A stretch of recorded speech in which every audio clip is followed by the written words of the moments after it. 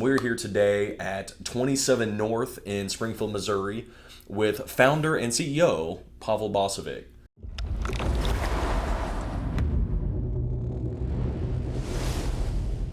Pavel, tell us a little bit about 27 North. What is it you guys do here, and how'd you get started? Yeah, most definitely. So we're the ultimate expedition vehicle manufacturer. So essentially, we build RVs that can go anywhere. You can go to your 60 plus national parks, and you can camp out in Yellowstone for a week if you wanted to. You don't have that with a traditional RV because you're limited on power, water. You need hookups and so forth. And then what's also really unique about the RVs we build is their off-road capabilities. And so we do a full suspension rebuild, upgrade the wheels and tires, give you overland bumpers, lights. Most of our rigs have 14 exterior LED lights. So if you want to go, off-grid somewhere, you can turn on the lights and you can have a little football stadium wherever you're at. So it makes it very convenient. Where we started at this point, it's close to 4 years ago, and actually my mother's garage. And so after college, I had built houses in construction, and then I got into servicing RVs, and I had a little bit of automotive background, business degree, and my wife and I were just sitting one night, and we're like, why don't we build our own RV?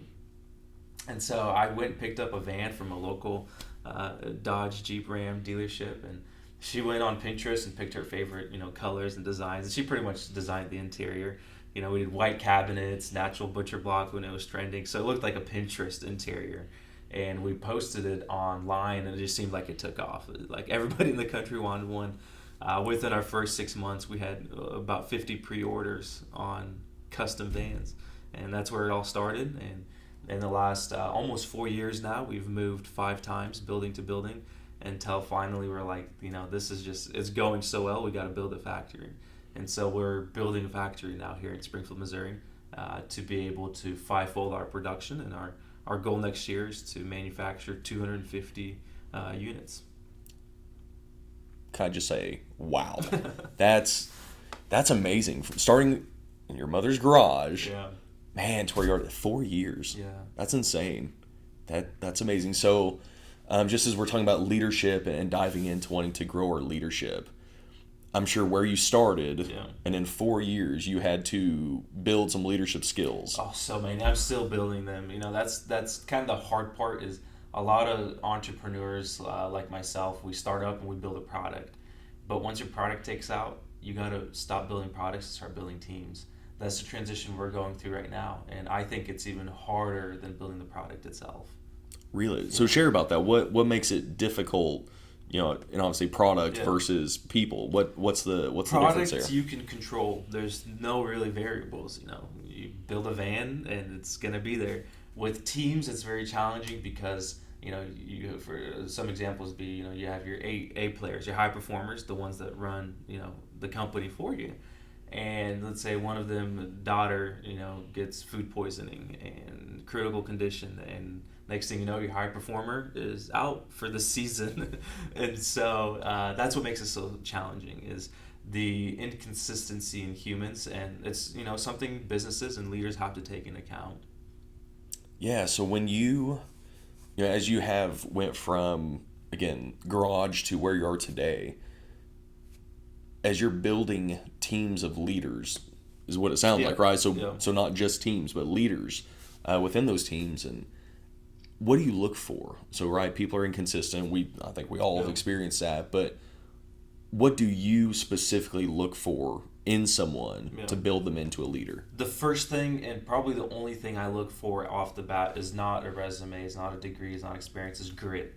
1 4-letter word, grit. If I see and can pinpoint that this individual has grit, meaning there's no storm, fire, problem that will discourage them, blow them off their feet, then I can work with them. But if an individual does not have grit, does not have strong backbone where they can solve problems and not even come to you with 100 questions, that's probably the only thing I look for in an employee. Everything else you can teach, mentor, develop. Wow. Yeah, man, that's awesome. So as you continue to build these teams, what are you looking for in a leader of leaders, right? Because you've got leaders, but then you've got to have somebody to lead those leaders. So the leader of leaders would be grit and then everything else. So they have to have leadership experience. They have to have a strong ethics is probably another really important thing for me, because if someone's unethical and in a hard time, they make unethical decisions. So I always make sure they have strong ethics. I like to sometimes, get kind of personal. Hey, what do you do for, on your free time? What do you do on Sundays? And hoping they say, we attend church, or we attend a family event, something family, faith centered. Then the values, the beliefs will be there. Versus if I'm asking someone, what they do on Sunday, like, oh, we just, drink, smoke, or hunt, or something that's not really a strong leader would possess. There's outliners, but typically if someone isn't like family, faith, or just goodwill centered, then you probably know that they don't have the missing, the values and ethics in their life. And then it resembles into how they treat other people. If someone isn't social, how do you expect them to hold a strong morale, encourage, inspire others? Yeah, man, that's awesome.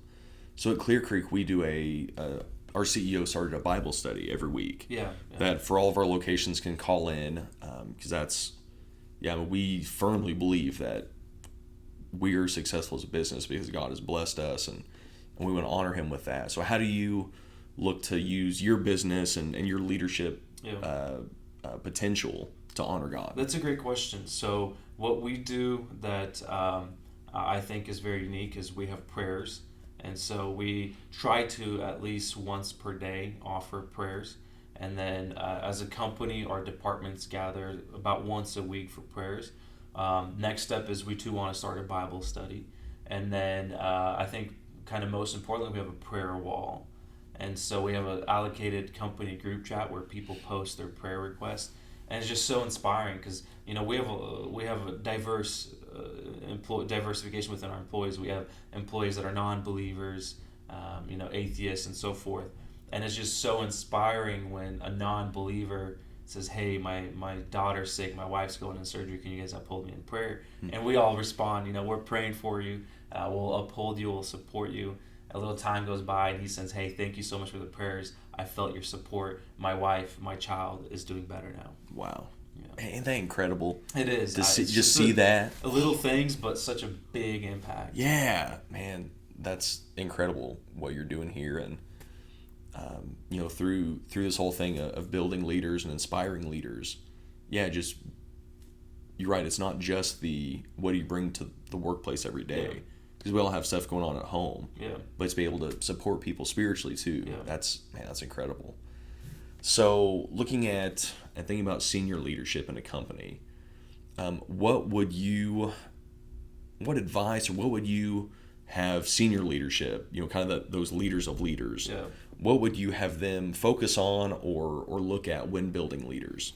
I would probably center it more around soft skills, people skills, than so much experience in business. Experience in business is really easy to really teach someone the numbers and how to hit the margins, how to keep a budget. That stuff they teach you freshman year of high school, personal finance. What I always focus on developing in my leaders is people skills, because if you can develop a leader to be a people person and a strong motivator, a strong company culture, you can then cultivate that into whichever department or area of the company that you need. And then that person can make it personal with our vendors, our bankers. A good example I could make is sales reps, right? We open a sales position, and we can have 100 plus applications in the first 48 hours. How we start deciphering it is, we need a strong sales exec. We're hiring a sales exec right now. Anyone can sell within sales. You take a used car salesman year one, or you take a sales executive. They both can sell the product. But what really stands apart or sets them apart would be the core values of their people skills. So when interviewing a sales executive, I typically start with, walk me through what you do with disgruntled customers and clients. And if he or she says, "Oh, it's their problem, they're just unhappy, they're disgruntled, there's nothing we should do for it," I don't even continue with the interview. I just say, "Thank you for your time."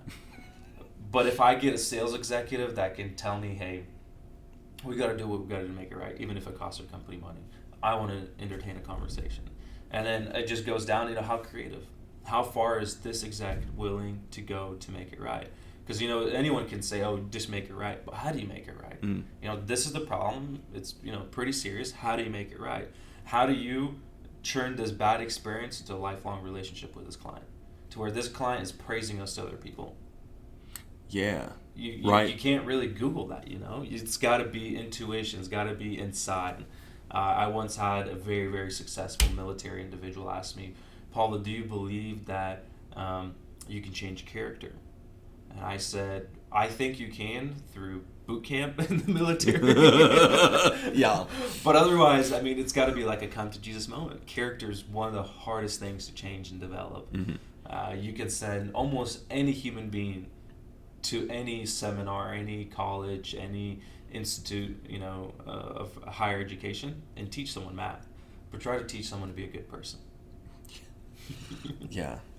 Yeah, you're right. And you're right, that key of, can you turn somebody who is angry or, against you right now, can you turn them into your biggest fan and supporter? Yeah.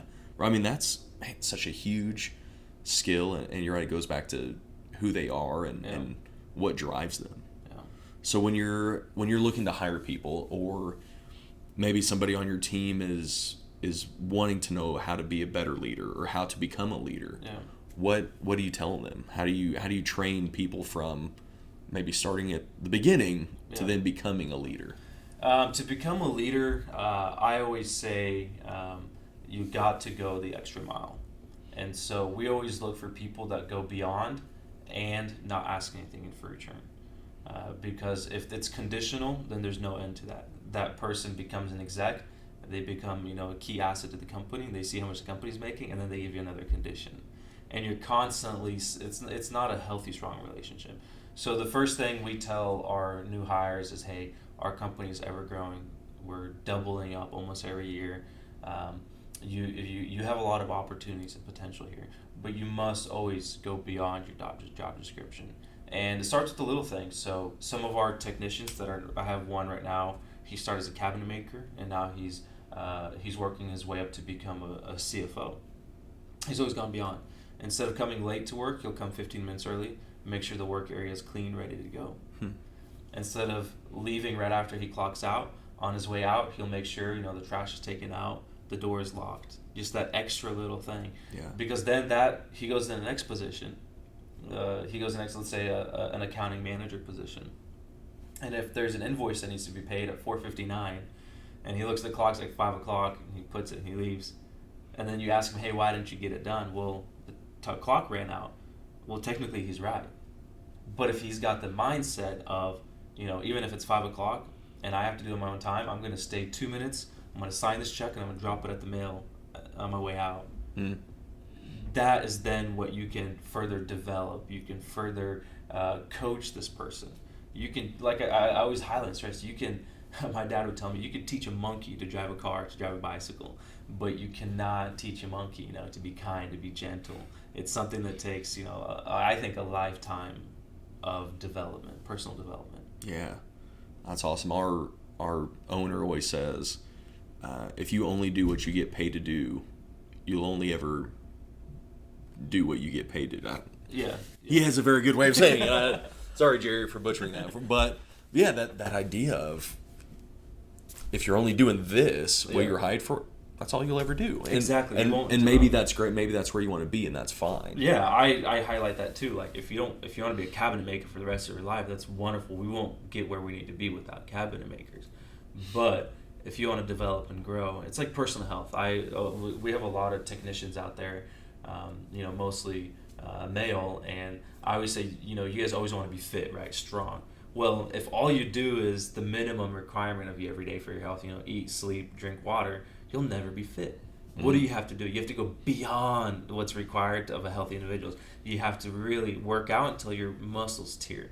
Is that a pleasant feeling? No, it's painful. When your muscles tear, you wake up sore. You got to drag yourself out of bed back into the gym. So you always got to go beyond if you want to get physically fit. And same thing within a company.